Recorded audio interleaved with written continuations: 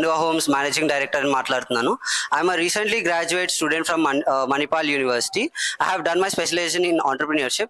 So ఈ రోజు మీరు చూసినట్టయితే ఇక్కడ మనము ఒక 3.5 acres లో ఒక 10 units మనం బిల్డ్ చేయడం జరుగుతుంది.